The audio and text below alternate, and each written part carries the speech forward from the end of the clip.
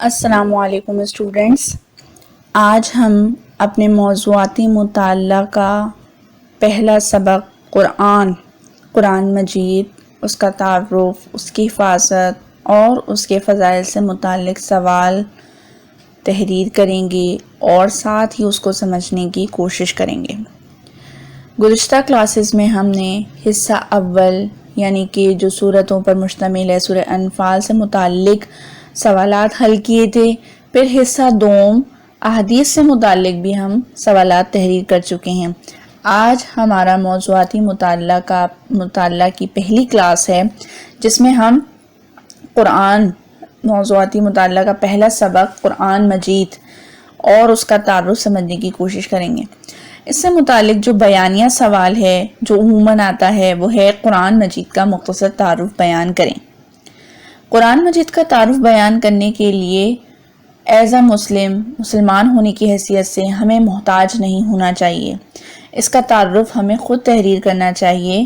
جو ایک بنیادی اس کے متعلق معلومات ہیں اس کو تحریر کرتے ہوئے ہم قرآن مجید کا تعارف لکھیں گے۔ سب سے پہلے ہے قرآن مجید اللہ کا آخری کلام ہے جو اللہ کے آخری نبی حضرت محمد صلی اللہ علیہ وآلہ وسلم پر نازل ہوا۔ قرآن مجید ساری دنیا کے انسانوں کے لیے قیامت تک کے لیے ہدایت کا پیغام ہے۔ یہ ہے مختصر تعارف، جامع تعارف اور بنیادی تعارف جو مسلمان ہونے کی حیثیت سے ہمیں معلوم ہے۔ یہ ہیڈنگ بنا کر آپ نے لکھنا ہے۔ ساتھ ہی آپ نے ایک تعارف اور لکھنا ہے۔ اس تعارف میں بھی آپ ہیڈنگ مزید تعارف کی بنا سکتے ہیں۔ اس میں آپ کیا لکھیں گے؟ اس میں آپ قرآن مجید میں کل کتنی سورتیں ہیں، کتنے رکوع ہیں، قرآن پاک کتنے پاروں پر مشتمل ہے، آیات کی تعداد کتنی ہے، قرآن پاک کی سب سے چھوٹی سورت کون سی ہے، قرآن پاک کی سب سے بڑی سورت کون سی ہے، قرآن مجید کی ایسی کون سی سورت ہے جس میں بسم اللہ نہیں لکھی گئی ہے، اور کتنی صورتیں مکی ہیں اور کتنی صورتیں مدنی ہیں۔ اس کے متعلق تمام معلومات آپ خود تحریر کریں گے اور قرآن مجید کا تعارف کے نیچے مزید پیراگراف بنا کر لکھیں گے۔ یہ ایز اے مسلمان ہونے کی حیثیت سے بھی ہمیں معلوم ہونا چاہیے اور ان معلومات پر عمل بھی کرنا چاہیے۔ ساتھ ہی قرآن پاک کے نزول کی ابتدا اس کے ساتھ ہی ہے۔ اس میں ہم یہ دیکھتے ہیں کہ جب رسول اکرم صلی اللہ علیہ وسلم کی عمر مبارک یعنی قرآن پاک کے نازل ہونے کی ابتدا کیسے شروع ہوئی، 40 سال کی ہوئی تو آپ صلی اللہ علیہ وآلہ وسلم پر رمضان کے ماہ میں سورہ علق کی ابتدائی 5 آیات نازل ہوئیں، جسے کہا جاتا ہے پہلی وحی غار حرا میں واقع ہوئی، حضرت جبرائیل علیہ السلام کے ذریعے نازل کی گئی، اور پہلی وحی میں سورہ علق کی ابتدائی آیات اقرا بسم ربک الذی، ان کی کل 5 آیات نازل کی گئیں۔ قرآن مجید آہستہ آہستہ حالات و ضرورت کے پیش نظر نازل ہوتا رہا اور اس کی مدت کتنی رہی؟ 23 سال کی مدت میں مکمل قرآن نازل ہوا۔ جیسا کہ ہم نے قرآن مجید کا تعارف، بنیادی تعارف جو مسلمان ہونے کی حیثیت سے سبھی کو معلوم ہوتا ہے وہ تحریر کیا، اور ساتھ ہی اس کی جامع معلومات یعنی کہ قرآن مجید کا مکمل تعارف میں آپ اس کی آیات مکی کتنی ہیں، مدنی کتنی ہیں، یہ تمام تحریر کریں گے۔ تعارف میں ہی آئے گا یہ تمام کام۔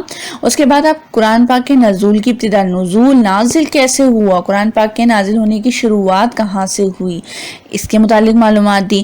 اس کے بعد آپ ارشاد ربانی تحریر کریں گے جس کا مفہوم ہے کہ ماہ رمضان وہ مہینہ ہے جس میں قرآن اتارا گیا۔ اب جناب آپ اگلی ہیڈنگ تحریر کریں گے قرآن پاک کی تعلیمات۔ بیانیہ سوال ہے۔ بیانیہ سوال میں آپ نے سوال کو تفصیلاً وضاحت کرنی ہوتی ہے، اور آپ جتنی چاہیں تفصیل سے وضاحت کر سکتے ہیں، جتنی چاہیں آپ ہیڈنگ بنا سکتے ہیں، آپ اتنی ہیڈنگ بھی بنا سکتے ہیں جتنی آپ کی معلومات ہے، اسی کو کئی ہیڈنگز میں آپ تبدیل کر سکتے ہیں۔ اب آپ نے جب یہ قرآن پاک کے نزول کی ابتدا لکھا، تعارف لکھا، ارشاد ربانی بھی ساتھ ہی یعنی قرآن کی آیات کوٹ کر دی، تو اب آپ کی اگلی جو ہیڈنگ ہے وہ ہے قرآن پاک کی تعلیمات۔ قرآن مجید کا جو موضوع ہے تعلیمات کا مطلب مغز کیا ہے، اخذ کیا ہے، کس بیس پہ یہ قرآن مجید نازل کیا گیا؟ قرآن مجید کا جو موضوع ہے وہ ہے انسان، اور اس میں انسانوں کے لیے یعنی قرآن مجید میں انسانوں کے لیے ہدایت و رہنمائی مکمل طور پر ہر لمحے کی معاشی، معاشرتی، ہر لحاظ سے انسانی معلومات تمام تر قرآن پاک میں موجود ہے۔ حقیقی فلاح کا دار و مدار، حقیقی فلاح کا دار و مدار میں آپ، فلاح کا مطلب ہے کامیابی، اور حقیقت جو ہے ہماری کامیابی کی، اس کا دار و مدار قرآن مجید پر ہے۔ وہ کیسے ہے؟ آئیے اس کے متعلق پڑھتے ہیں۔ قرآن مجید چونکہ اللہ کا کلام ہے، اسی لیے اس میں جو کچھ بیان ہوا ہے وہ یقینی علم ہے اور حقیقت کی بنیاد پر مبنی ہے۔ یعنی قرآن مجید کو ہم اسٹوری بک کہہ سکتے ہیں، لیکن یہ اسٹوریز اس میں جو قرآن مجید میں موجود ہوتی ہیں وہ تمام تر انبیاء کی حقیقی کہانیاں ہیں جو ان کی زندگی میں گزری ہیں، ان کی زندگی سے ہمیں سبق ملا ہے، اور اس میں کسی شک کا کوئی شبہ نہیں ہے، اور تمام دنیا کے انسانوں کی دنیا اور آخرت کی حقیقی فلاح کا دار و مدار قرآن کی تعلیمات پر عمل کرنے میں ہے، کیونکہ قرآن جو ہے اس میں انسان کے متعلق ہر موضوع کے متعلق معلومات موجود ہے۔ اگر انسان ان میں کہانیاں پڑھنا چاہتا ہے تو قرآن مجید میں انبیاء کی کہانیاں موجود ہیں، جس سے اس کو اپنی زندگی میں مشکلات کا سامنا کرنے کا حوصلہ ملتا ہے۔ ہم نے گزشتہ لمحے قرآن پاک کی تعلیمات کا مطالعہ کیا تو قرآن پاک کی تعلیمات کا ایک حصہ تھا حقیقی فلاح کا دار و مدار، یعنی ہماری کامیابی کا دار و مدار کس طرح قرآن مجید پر ہے، اس کے متعلق ہم نے معلومات فراہم کی۔ اب اگلا جو پڑاؤ ہے، اگلی جو ہیڈنگ ہے وہ ہے اللہ کی بیش بہا نعمت، یعنی ہمارے لیے قرآن اللہ کی طرف سے دی گئی بہترین نعمت ہے۔ اس کے متعلق ہم لکھیں گے۔ ہم کیا لکھتے ہیں؟ قرآن مجید میں قیامت تک کے لیے ہر زمانے اور ہر ممکنہ لمحات کے حوالے سے تمام انسانوں کے لیے مکمل ہدایت و رہنمائی موجود ہے، جن پر عمل کر کے انسان دنیا و آخرت دونوں میں کامیاب ہو سکتا ہے۔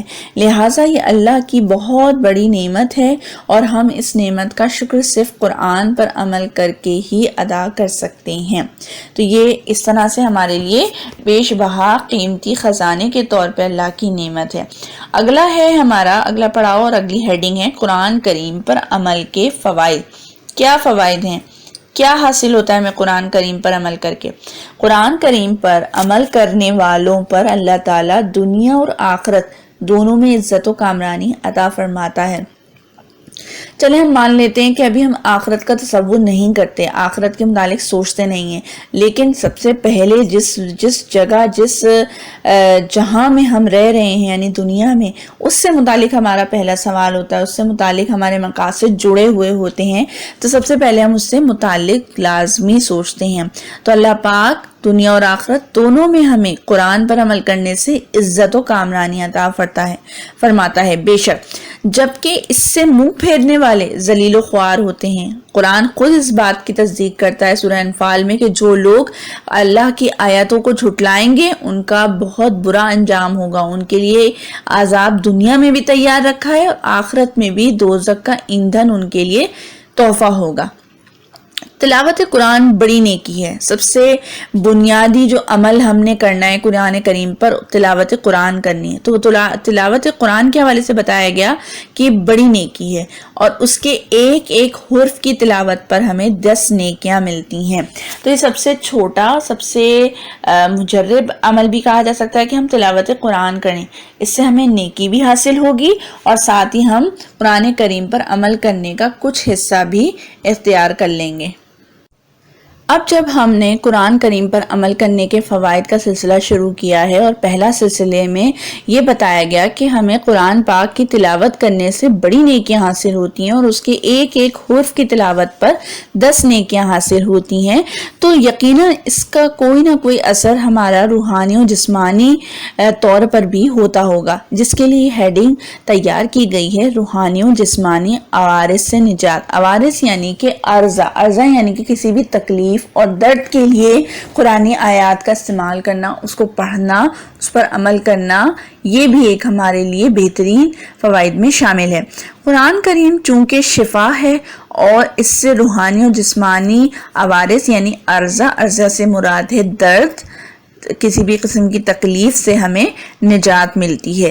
تو یہ بھی ایک بہت بڑا فائدہ ہو گیا زندگی میں، دنیا میں، کہ اگر ہم کسی بھی قسم کے درد میں مبتلا ہو جائیں تو قرآن کریم کے پڑھنے سے، اس کی آیات تلاوت کرنے سے ہماری مشکلات بھی حل ہوتی ہیں، اور روحانی اور جسمانی جتنے بھی ہمیں درد، تکالیف، عوارض میں ہم مبتلا ہوتے ہیں، وہ ان سے بھی ہمیں شفایاب کرتا ہے۔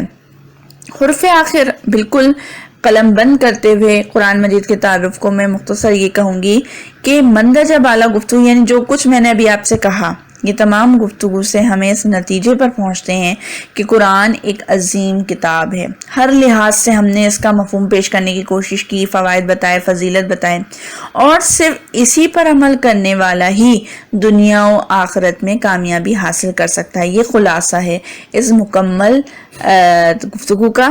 اسی کے ذریعے آپ سوال تحریر کریں گے، سوال کے ساتھ جوابات ہیڈنگ بما ہیڈنگ تحریر کرنے کی کوشش کریں گے۔